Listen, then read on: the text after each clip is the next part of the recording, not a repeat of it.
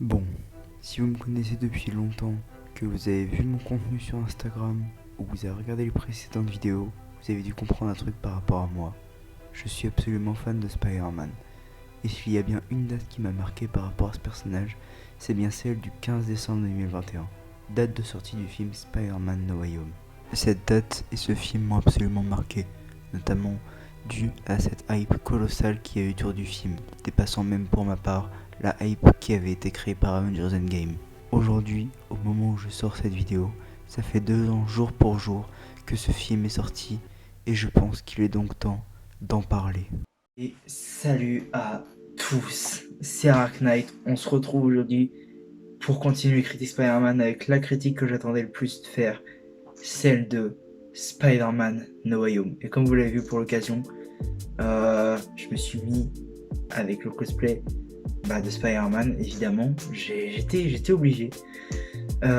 J'ai parlé évidemment du 15 décembre dans du 15 décembre 2021 dans l'intro, et au moment où la vidéo sort, on est évidemment le 15 décembre. Je sors cette vidéo pour les 2 ans de ce grand film qui est Spider-Man No Way Home.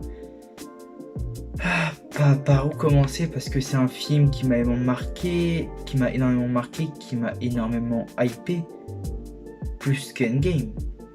Ce film m'a hypé d'une manière impensable. Si j'avais fait ma chaîne au moment de No Way Home, il y aurait eu des vidéos théoriques partout, il y aurait eu des réactions trailer, parce que le trailer, j'étais là à 2h30 du mat quand il était sorti en France. Le deuxième, je parle bien, parce que le premier, du coup, il était sorti pendant la nuit, mais genre en plein pendant la nuit, on s'y attendait pas. Donc, moi, je dormais tranquillement, je me réveille, je vois No Way Home, je fais on va regarder cette truc.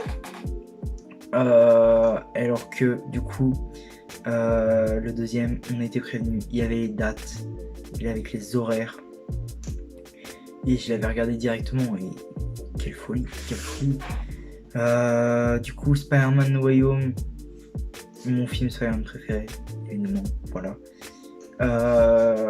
J'aime beaucoup l'histoire qui se déroule, les conséquences par rapport à l'identité révélée de Peter Parker. Ce qui se passe, moi les effets spéciaux je les trouve bons, la musique est très bonne, j'aime beaucoup ce qui a été fait avec Michael Giacchino, qui pour moi est un très très bon compositeur. Il a fait des musiques qui sont pour beaucoup dans ma playlist et qui m'ont beaucoup marqué. On va commencer avec le personnage de Spider-Man. Peter Parker, quelle folie dans ce film. Il est incroyable par rapport aux conséquences qui se passent avec son identité révélée, ce qu'il subit, ce qu'il va faire. Oui, ok, c'est une connerie en soi ce qu'il va faire, même si Doctor Strange n'aurait pas dû le suivre, mais voilà, c'est le film. Et par rapport à ce qui se passe tout au long du film, de base il veut pas forcément les aider, puis il va écouter sa tante May, puis même elle va mourir, genre il va nourrir une haine envers le bouffon, et il est incroyable. Il est ouf, il a un développement de dingue par rapport à la fin quand il demande à ce que tout le monde l'oublie, même lui, et que du coup il sait que même ses amis et MJ, quand je dis ses amis je dis surtout Ned, mais ses autres potes Avengers aussi, et MJ va l'oublier, et que du coup le pauvre, plus personne ne se souvient de lui. Même Happy, quand il va voir la tombe de May, c'est grave triste. C'est vraiment un héros qui est accompli. C'est pour ça que j'aime ce héros. C'est aussi parce que il souffre, il est mis dans des situations dures. Alors attention, pas de délire masochiste quand je dis il souffre, mais genre ouais, il est incroyable. Voilà, clairement, je pense qu'on peut le dire. MJ et Ned, pareil, ils sont vraiment cool, ils sont bien implantés dans le truc. Surtout Ned en plus, avec le fait qu'il loue les portails, ce qui a amené évidemment nos deux GOAT, Andrew et Toby. Qu'est-ce que ça faisait plaisir de les voir. Moi je sais que je vais parler un peu de mon expérience. J'étais Day One dans la salle parce qu'il n'y avait pas d'avant-première malheureusement, mais j'y serais tellement y aller si on avait eu. J'étais Day One dans la salle. Ça s'est levé, ça a crié, hein, vraiment, ça a vraiment crié premier degré. et c'était ouf, c'était vraiment incroyable. Puis même c'est des GOAT quoi, ça fait tellement plaisir de les revoir, ça fait vraiment tellement plaisir. Même les méchants, bouffons, incroyable. Évidemment, il y a des méchants qui ont moins l'occasion de briller que dans leur propre film. Je pense notamment à l'homme sable et au lézard, mais je les trouve quand même bien. Après, il y a des méchants que je trouve aussi bien dans leur propre film que dans ce film. Je pense notamment à Dr. Octopus. Dr. Octopus, je l'apprécie vraiment beaucoup dans celui-là, comme je l'apprécie beaucoup dans Spider-Man 2. Et je trouve qu'il y a des méchants. Du coup, les deux qui restent, Bouffon Vert et Electro. Alors Electro, de toute façon, comme je l'avais dit, je trouvais que son développement au début était vraiment cool et qu'après ça devenait moins ouf. Et du coup, en fait, je trouve que son développement là, au fil du film est vraiment cool tout le temps. Donc je l'apprécie peut-être même un peu plus que dans The Amazing Spider-Man 2. Et le Bouffon Vert, c'est là où c'est vraiment ouf. C'est que déjà dans Spider-Man 1, c'était un méchant de folie. Et là, il est encore mieux, quoi. Genre, il brille à chaque fois. Ce qui fait que j'avais dit sur la trilogie de Tobey que l'homme Sam était mon méchant favori, mais c'est en parlant que la trilogie. Si on doit inclure tout Spider-Man, évidemment que le meilleur, c'est le GOAT, William Dafoe en Bouffon Vert. Je suis désolé, il ralfe tout. Voilà, il rafle tout. Niveau des méchants, il est incroyable, quoi. Il est ouf. Après voilà, c'est des persos qu'on connaît déjà, ils font ce qu'ils faisaient déjà, j'ai pas plus à dire, même si j'aime bien le côté par exemple Electro avec le réacteur Arc, Octopus quand il met la nanotechnologie sur ses bras, c'est stylé de ouf. Le bouffon qui casse son casque, c'est assez paradoxal, son casque que je trouve très beau, mais qu'est-ce que j'aime son look aussi, son casque et tout. De base je me disais, ouais, sans casque ça va faire bizarre de ouf, et en fait non, il est tout aussi beau gosse, quoi. C'est incroyable.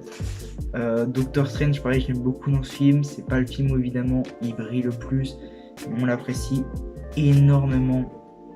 Évidemment, il y a des easter eggs très très cool du genre, enfin des easter eggs, plutôt des caméos très cool comme Matt Murdock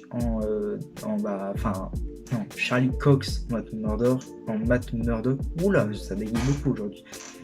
Après, il y a aussi des phrases qui sont iconiques, évidemment, la puissance du soleil dans la paume de ma main. Des phrases après, des références en mode oh mon dos de Tobey Maguire. Même pendant la discussion, ils disent ouais, j'ai affronté un alien qui ressemblait à la gélatine noire. Ouais, je suis un petit choix par rapport à vous. J'ai affronté un russe qui était dans une armure de rhino. Puis là, pareil, après, ça marche que en anglais, du coup, même si on regarde en français, on avait compris. Quand du coup Andrew se rabaisse et que Tobey lui dit non, tu devrais pas faire ça parce que tu es incroyable. En anglais, il dit you are amazing Spider-Man. Voilà. Vraiment un film ouf. Premier degré, je vais dire maintenant combien de fois je l'ai vu au cinéma, le film. C'est un budget. Il n'y a pas tout le monde qui peut se permettre ça. J'ai craqué les scores là niveau, mais No Way Home c'était tellement ouf. Je l'ai vu un nombre de 7 fois. C'est énorme, je sais. Mais honnêtement, en fait, le film, j'y pensais tout le temps. Dites-vous que sur les 7 fois, il y a 3 fois que je l'ai vu en une semaine. Enfin, genre 3-4 fois en une semaine. À peine d'écoulement entre mon premier et mon dernier visionnage. C'est toutefois là. Et après, je l'ai revu au fil du temps. Là, je parle vraiment au cinéma. Parce que, évidemment, je l'ai en DVD. Ici, on a quand même l'édition limitée Steelbook 4K Ultra HD. Que j'ai bien évidemment précommandé. Parce que sinon, je ne l'aurais jamais eu. Elle était plus disponible. Et du coup, je suis très content de l'avoir, évidemment. Donc voilà, un film vraiment qui m'a transcendé. Je pense qu'on peut dire ça, voilà. Je sais qu'objectivement, c'est peut-être pas le meilleur. Celui qui est objectivement le meilleur, vous verrez, parce que je fais un top à la fin des films Spider-Man, des critiques. Donc ça terminera par Across. Dans cette vidéo-là, je dis lequel est objectivement le meilleur. pas au niveau du top, mais je le dis dans la vidéo, mais bon, vous verrez bien. Même si celui-là, à titre personnel, reste vraiment mon préféré. Et sans aucun doute, vraiment, j'adore ce film. Je le kiffe de ouf. En fait, je suis tellement saisi par l'émotion, je sais plus où j'en suis. Je sais pas si j'ai encore des choses à dire, mais en tout cas, je pense que vous avez compris l'essentiel, que je le kiffais. Mais vraiment à donf. Donc je pense que je vais m'arrêter là. Mais juste pour moi, c'est un film de ouf malade. C'était Arachnight.